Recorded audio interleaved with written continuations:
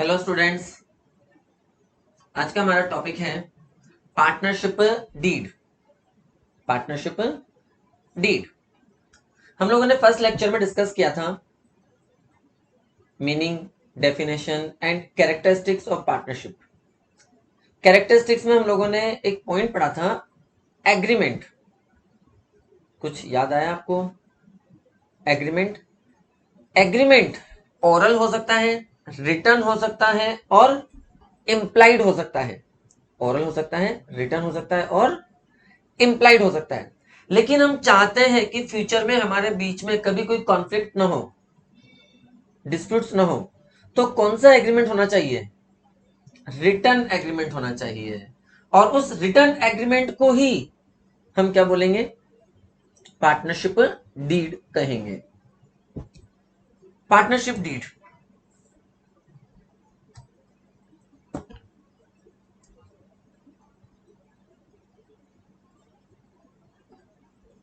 a written document containing the terms of agreement between the partners pertaining to the rights and duties of partner is known as partnership deed or partnership agreement. It is also known as article of partnership. तो partnership deed बस एक return document है जो partners की rights, duties, business करने की terms and conditions को mention करता है। फ्यूचर में यदि हमारे चाहते हैं कि हमारे बीच में कभी कोई कॉन्फ्लिक्ट्स नहीं हो, कोई डिस्प्यूट्स अराइज नहीं हो, तो हमें हमेशा रिटर्न एग्रीमेंट प्रिपेयर करना चाहिए और रिटर्न एग्रीमेंट को हम बोलते हैं पार्टनरशिप डीड। मोस्टली इस पार्टनरशिप डीड में क्या क्या इंफॉर्मेशन होनी चाहिए? Contents of partnership deed. सबसे पहले तो name and address of firm and its main business. जिस नाम से आप अपना बिजनेस ऑपरेट करने वाले हैं वो नाम फर्म का। किस चीज का बिजनेस करने वाले हैं? गारमेंट की शॉप ओपन करेंगे, शूज का बिजनेस करेंगे, स्टेशनरी का बिजनेस करेंगे। जो भी आप बिजनेस करने वाले हैं वो कहाँ बिजनेस करने वाले हैं? Address. Second, name, address and occupation of partners. कौन उस पार्टनरशिप फर्म के अंदर पार्टनर्स बनेंगे, उन सबका नाम, उन सबका एड्रेस और मे बी उनका यदि कोई सेपरेट बिजनेस चल रहा हो तो उस बिजनेस की डिटेल्स भी मेंशन होनी चाहिए। Next, the amount of capital to be introduce by each partner. Business में इन्वेस्टमेंट करना है, हो सकता है सबका इक्वल इन्वेस्टमेंट हो सकता है किसी का कम इन्वेस्टमेंट हो, किसी का ज्यादा इन्वेस्टमेंट हो। तो कौन पार्टनर बिजनेस में कितना इन्वेस्टमेंट करेगा वो डिटेल मेंशन होनी चाहिए। Rate of interest on capital, loan and drawing etcetera.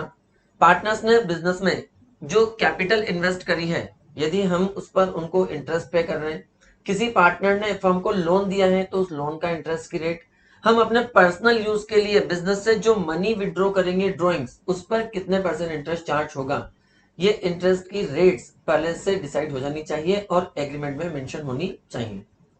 Salary, commission etcetera payable to partner. कोई वर्किंग पार्टनर है, हो सकता है कोई स्लीपिंग पार्टनर हो, तो जो वर्किंग पार्टनर है उसे कुछ सैलरी देने वाले हो, कुछ कमीशन पे करना हो, तो वो भी मेंशन होना चाहिए इस एग्रीमेंट के अंदर।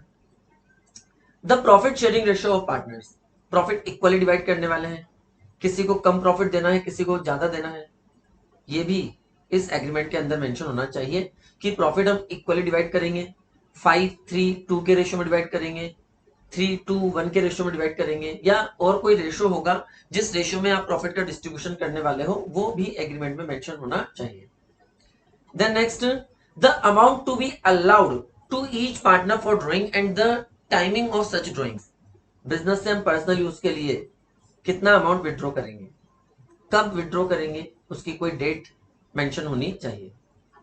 Then the methods for which goodwill is to be valued and assets and liabilities revalued on joining, retirement and death of a partner. Goodwill का वैल्यूशन कैसे किया जाएगा? गुडविल हमारी रेपुटेशन, पॉपुलरिटी, जिसकी वजह से हमारी फर्म बिजनेस में एक्स्ट्रा प्रॉफिट अर्न करेगी फ्यूचर के अंदर, उसकी कैलकुलेशन कैसे की जाएंगी? नेक्स्ट चैप्टर में हम पूरा पढ़ेंगे वैल्यूशन ऑफ गुडविल, जहां पर हम गुडविल की वैल्यू कैलकुलेट करना सीखेंगे। Revaluation of assets and liabilities, assets और लाइबिलिटीज को प्रेजेंट वैल्यू पर लेकर आने के लिए उनका रिवैल्यूएशन किया जाएगा। ये भी हम नेक्स्ट चैप्टर्स में पढ़ने वाले हैं, सभी में, एडमिशन, रिटायरमेंट और डेथ में, कि गुडविल का वैल्यूएशन कैसे किया जाता है, एसेट्स और लाइबिलिटीज को प्रेजेंट वैल्यू पर क्यों लाया जाता है, कैसे लाया जाता है, ये सब हम आगे के चैप्टर्स में डिस्कस करने वाले हैं अभी। Next, the rights, duties and liabilities of each partners. Next, the procedure to be followed in case of admission, retirement and death of a partner. Admission का प्रोसीजर क्या होगा? सबकी कंसेंट की रिक्वायरमेंट है या कोई अकेला बंदा भी किसी न्यू पार्टनर को एडमिट कर सकता है? एडमिशन के लिए कैपिटल कंट्रीब्यूशन कितना होगा, रिजर्व्स का क्या ट्रीटमेंट होगा, revaluation of assets and liabilities कैसे किया जाएगा, गुडविल का वैल्यूएशन कैसे किया जाएगा, ये सब पहले से डिसाइडेड होने चाहिए। रिटायरमेंट, कोई पार्टनर फर्म छोड़ के जा रहा है तो उसे हमें उसके पैसे वापस रिफंड करने पड़ेंगे रिटायरमेंट या डेथ की सिचुएशन में। तो वो रिफंड का प्रोसीजर क्या होगा? फुल पेमेंट एक साथ करेंगे, इंस्टॉलमेंट में करेंगे, या इंटरेस्ट पे करेंगे और जब पैसे आएंगे तब पूरा पेमेंट एक साथ कर देंगे? ये सारी चीजें पहले से डिसाइड हो जानी चाहिए। Next, the accounting period of the firm.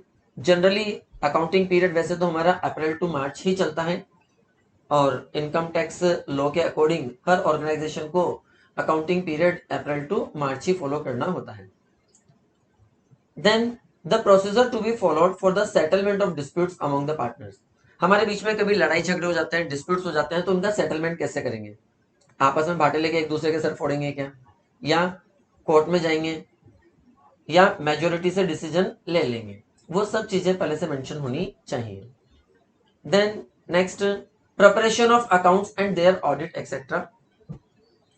Audit account check कैसे करवाएंगे, and procedure for dissolution of firm. In case कभी हमें अपना बिजनेस बंद करना पड़ गया, उसे बोलते हैं डिसोल्यूशन। वैसे एक चैप्टर है हमारा डिसोल्यूशन पर भी, जो हम सबसे लास्ट में पढ़ेंगे पार्टनरशिप की एंड करते टाइम पर। तो procedure for dissolution of firm, firm का डिसोल्यूशन मतलब फर्म को वाइंड अप का प्रोसीजर क्या होगा, एसेट से कलेक्शन कैसे किया जाएगा, लायबिलिटीज को पेमेंट का सीक्वेंस क्या होगा, वो सब चीजें पहले से डिसाइड होनी चाहिए और इस एग्रीमेंट में लिख देनी चाहिए। टोटल मिला के हर चीज यदि आपने एग्रीमेंट में लिख रखी होगी तो फ्यूचर में आपके बीच में कभी कोई डिस्प्यूट्स अराइज नहीं होंगे। इसलिए रिटर्न एग्रीमेंट की रिक्वायरमेंट होती है।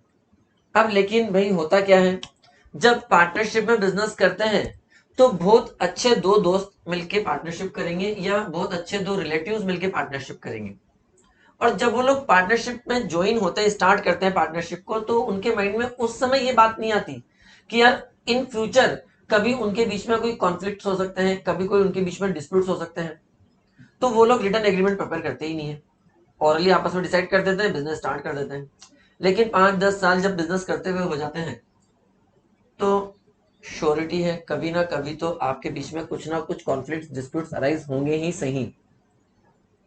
फिर क्या करेंगे आप लोग? फिर कोर्ट की तरफ मुंह करेंगे। अब जब आप कोर्ट में जाते हैं तो क्या जज आपके ओरल एग्रीमेंट को मानेगा क्या? क्या जज आपके ओरल एग्रीमेंट को मानेगा क्या? ऑब्वियसली नहीं मानने वाला ओरल एग्रीमेंट को। जज को क्या चाहिए? रिटर्न एग्रीमेंट, लेकिन वो तो हमने बनाया ही नहीं था। फिर जज हमारे डिस्प्यूट्स को कैसे सॉल्व करेगा, कैसे डिसीजन देगा? जज चेक करेगा प्रोविजंस पार्टनरशिप एक्ट 1932 के। किसके प्रोविजन? पार्टनरशिप एक्ट 1932 के। वो प्रोविजंस हम पर तब इंप्लाइड होते हैं, वो प्रोविजंस हम पर तब इंप्लाइड होते हैं जब हमने अपनी टर्म्स एंड कंडीशंस, अपनी पार्टनरशिप डीड प्रिपेयर नहीं करी है। यदि हमने अपनी डीड प्रिपेयर कर ली तब तो उस डीड में जो बातें लिखी होंगी उसमें लिखा होगा प्रॉफिट 3:1 में डिवाइड होगा, तो फिर प्रॉफिट 3:1 में ही डिवाइड होगा। कैपिटल पे 12% इंटरेस्ट दिया जाएगा तो दिया जाएगा, ड्रॉइंग्स पर 15% इंटरेस्ट लिया जाएगा, लिया जाएगा। ये सब चीजें यदि हमने एग्रीमेंट में लिख रखी हैं तब तो जो हमने डिसीजन लिया है उन्हीं रूल्स एंड रेगुलेशंस को हम फॉलो करेंगे। लेकिन यदि हमने एग्रीमेंट प्रिपेयर नहीं किया तो पार्टनरशिप एक्ट 1932 के प्रोविजंस हम पर इंप्लाइड कर दिए जाते हैं, हम पे इंपोज कर दिए जाते हैं, हम पे थोप दिए जाते हैं। और वो रूल्स एंड रेगुलेशंस तभी काम आएंगे जब हमारे पास रिटर्न एग्रीमेंट नहीं है। क्या लिखा है पार्टनरशिप एक्ट 1932 में? Provisions applicable in the absence of partnership deed. In the absence of any partnership deed, the under mentioned provision of Partnership Act 1932 will be applicable. First, simple सा act है, simple से provision है, इन्होंने तो सारा काम ही आसान कर दिया। Profit and loss are to be share equally, क्या बोला, सब में प्रॉफिट का डिस्ट्रीब्यूशन, जितने पार्टनर्स हैं सब में प्रॉफिट का डिस्ट्रीब्यूशन इक्वली कर दिया जाए, first point. Second point, no interest is to be allowed on capital. एक पार्टनर ने 2 लाख का इन्वेस्टमेंट किया, एक ने 10 लाख का इन्वेस्टमेंट किया, एक ने 2 लाख का इन्वेस्टमेंट किया, एक लाख ने 10 लाख का इन्वेस्टमेंट किया, लेकिन जिस बेचारे ने 10 लाख का इन्वेस्टमेंट किया उसे उसका कोई बेनिफिट मिलने वाला नहीं है, क्योंकि हम उसे कोई इंटरेस्ट पे नहीं करेंगे। इंटरेस्ट लेना था तो पहले रिटर्न में एग्रीमेंट बनाना चाहिए था ना भाई, नहीं बनाया तो भुगतो, गलती तुम्हारी है, तुमने रिटर्न एग्रीमेंट नहीं बनाया। तो अब आपको कोई इंटरेस्ट पे नहीं करेंगे कैपिटल के ऊपर। देन जब कैपिटल पे इंटरेस्ट नहीं दे रहे तो फिर पार्टनर्स ने अपने पर्सनल यूज के लिए जो मनी विड्रॉ करी होगी, ड्रॉइंग्स करी होगी, उस पर भी उनसे कोई इंटरेस्ट चार्ज नहीं करेंगे। No interest is to be charge on drawing, no interest is to be charge on drawing, point number 3। Fourth, हो सकता है कोई वर्किंग पार्टनर हो, कोई स्लीपिंग पार्टनर हो, डेफिनेशन में भी हमने पढ़ा था, बिजनेस कैरिड बाय ऑल और any of them acting for all, business carried by all और any of them acting for all. तो कोई एक अकेला बंदा भी बिजनेस ऑपरेट कर सकता है सबके बिहाफ पर। अब जो अकेला बंदा बिजनेस ऑपरेट कर रहा है, मैनेज कर रहा है, दिन रात काम कर रहा है, उसे उस काम करने के बदले में कोई सैलरी, कोई कमीशन, कोई रेम्युनरेशन पे नहीं करेंगे। उसे सैलरी कमीशन लेना था काम करने का, मैनेजमेंट करने का बिजनेस को, तो पार्टनरशिप डीड बनानी चाहिए थी, लिखना चाहिए था रिटर्न एग्रीमेंट बना करके, तब तो उसको सैलरी कमीशन मिल जाती। अब नहीं किया तो उसकी गलती है भाई, और अपनी गलती को तो हमें ही भुगतना पड़ेगा। तो काम करा फ्री फोकट में, प्रॉफिट होगा सब में डिवाइड हो जाएगा, मैंने जो काम किया उसके बदले में मुझे एक्स्ट्रा कोई पेमेंट मिलने वाला नहीं है। तो सिंपल सा एक्ट बना दिया, क्या बोला, प्रॉफिट और लॉस सब में इक्वली डिवाइड करो, किसी पार्टनर को कैपिटल पे कोई इंटरेस्ट पे नहीं करेंगे, किसी पार्टनर से ड्रॉइंग्स पर कोई इंटरेस्ट चार्ज नहीं करेंगे, कोई वर्किंग पार्टनर है तो उसे कोई सैलरी, कोई कमीशन पेमेंट नहीं होगा। हाँ, लेकिन प्रोविजन में एक चीज ऐड कर दी, बाकी सबके लिए तो मना करते जा रहे हैं, लेकिन बोला है कैपिटल के अलावा यदि किसी पार्टनर ने फर्म को लोन दिया है, क्या, कैपिटल के अलावा यदि किसी पार्टनर ने फर्म को लोन दिया है तो उस लोन पर इंटरेस्ट पे कर देना, और लोन पर इंटरेस्ट की रेट होगी आपकी 6% पर एनम। कितने परसेंट इंटरेस्ट पे कर देना, 6% per annum. Then next point, each partner can participate in the conduct of business. सभी पार्टनर्स को बिजनेस ऑपरेट करने का, बिजनेस के मैनेजमेंट में पार्टिसिपेट करने का राइट है। और लास्ट, हमने एग्रीमेंट बना लिया कि यार जिसने ज्यादा कैपिटल इन्वेस्ट करी है उसे इंटरेस्ट पे करेंगे, जो वर्किंग पार्टनर है उसे सैलरी देंगे, कमीशन देंगे। एग्रीमेंट बना लिया, पार्टनरशिप डीड भी बना ली, रिटर्न में तैयार कर ली, लेकिन अब बिजनेस में प्रॉफिट ही नहीं हुआ, बिजनेस में प्रॉफिट की जगह क्या हो गया, लॉस हो गया, या प्रॉफिट इनसफिशिएंट है, कम प्रॉफिट से, तो फिर क्या किया जाएगा। ऐसी सिचुएशन में पार्टनर्स को कैपिटल पर इंटरेस्ट पे नहीं करेंगे, एग्रीमेंट में लिखने के बावजूद भी सैलरी पे नहीं करेंगे, कमीशन पे नहीं करेंगे। तो यदि बिजनेस में प्रॉफिट्स है तब तो कैपिटल पर इंटरेस्ट दे दो, यदि आपने एग्रीमेंट में रिटर्न में प्रिपेयर किया हुआ है, सैलरी कमीशन दे दो, लेकिन वो तभी होगा जब बिजनेस में प्रॉफिट्स होंगे। इनकेस बिजनेस में लॉसेस होते हैं तो किसी पार्टनर को कैपिटल पर इंटरेस्ट नहीं दिया जाएगा, किसी को कोई सैलरी पे नहीं करेंगे, किसी को कोई कमीशन पे नहीं करेंगे। लास्ट प्रोविजन हमारा, if under the agreement interest is to be paid, it will be allowed only when there is a profit, in the case of loss no interest can be allowed. ये 7 points हैं, ये provisions हम पर तभी implied होते हैं जब हमने अपना रिटर्न एग्रीमेंट खुद ने प्रिपेयर नहीं किया है। यदि हम अपना रिटर्न एग्रीमेंट प्रिपेयर कर लेते हैं तो हम अपनी टर्म्स एंड कंडीशंस खुद डिसाइड कर सकते हैं कि प्रॉफिट को कैसे डिवाइड करेंगे, हम डिसाइड कर लें, कैपिटल पर इंटरेस्ट पे करेंगे तो किस रेट से पे किया जाएगा, खुद डिसाइड कर लो, कौन पार्टनर कितने पैसे पर्सनल यूज के लिए विड्रॉ करेगा, ड्रॉइंग्स, उसका ड्यूरेशन डिसाइड कर लो, ड्रॉइंग्स पे क्या इंटरेस्ट चार्ज होगा डिसाइड कर लो। लेकिन डिसाइड करने के साथ साथ ये सब चीजें रिटर्न में होनी चाहिए, लेकिन यदि रिटर्न में नहीं है तो पार्टनरशिप एक्ट 1932 अप्लाई कर दिया जाएगा और उसमें सिंपल से 7 पॉइंट्स हैं। फर्स्ट, प्रॉफिट और लॉस इक्वल डिवाइड करना है। Second, no interest on capital allowed to any partner, किसी पार्टनर को कोई कैपिटल पर इंटरेस्ट पे नहीं करेंगे। No interest on drawing charge from any partner, किसी पार्टनर से ड्राइंग्स पर कोई इंटरेस्ट चार्ज नहीं करेंगे। Fourth, no salary remuneration commission payable to partners, हाँ लेकिन लोन पर इंटरेस्ट पे करेंगे 6% पर एनम पर। सिक्स, सभी पार्टनर्स को बिजनेस ऑपरेट करने का राइट है, बिजनेस के मैनेजमेंट में पार्टिसिपेट करने का राइट है। और लास्ट 7 पॉइंट, कैपिटल पर इंटरेस्ट देना है, एग्रीमेंट में लिखा है। वर्किंग पार्टनर को सैलरी कमीशन देना है, एग्रीमेंट में लिखा है, लेकिन वो तभी पे करेंगे जब बिजनेस में प्रॉफिट होगा। इन केस बिजनेस में प्रॉफिट की जगह लॉस हो गया तो एग्रीमेंट में लिखा होने के बावजूद भी हम पार्टनर्स को interest on capital salary commission का पेमेंट नहीं करेंगे। तो आज का हमारा टॉपिक कंप्लीट हो गया है, पार्टनरशिप डीड और rules applicable in the absence of partnership deed. Have a good day.